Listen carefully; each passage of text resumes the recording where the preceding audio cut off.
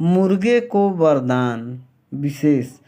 प्रस्तुत कहानी में मुर्गा ऋषि की बहुत सेवा करता है और ऋषि उसे वरदान देते हैं, परिश्रम ही तपस्या है, तुम्हारी यह तपस्या लोगों की भलाई के लिए होगी।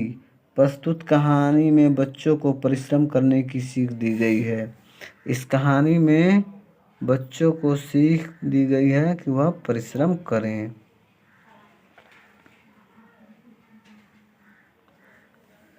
एक समय की बात है, एक ऋषि जंगल में रहते थे। उनका नाम ज्ञानेश्वर था।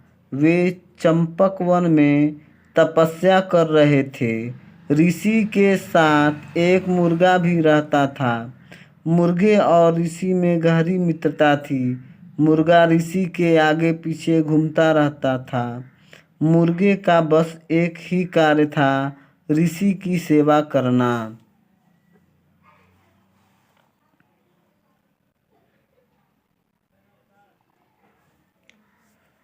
सूर्य की पहली किरण के साथ ही मुर्गा ऋषि के पास पहुंच जाता था। ऋषि तपस्या में लीन हो जाते थे। इस प्रकार अनेक वर्ष बीत गए। मुर्गे ने ऋषि की बहुत सेवा की। ऋषि की तपस्या पूरी हो गई। ऋषि ने जाते समय मुर्गे से कहा, मित्र, तुमने मेरी बहुत सेवा की है, अतः मैं तुम्हें वरदान देना चाहता हूँ। मांगो जो तुम मांगना चाहते हो।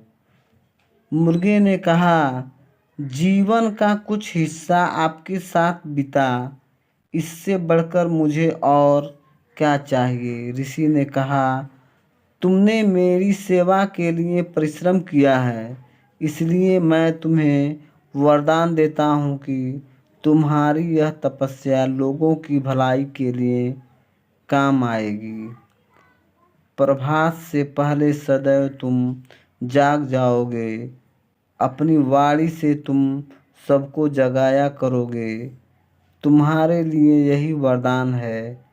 इसके लिए तुम्हारी प्रसिद्धि हमेशा बनी रहेगी। यह कहकर ऋषि ने मुर्गे से विदा ली।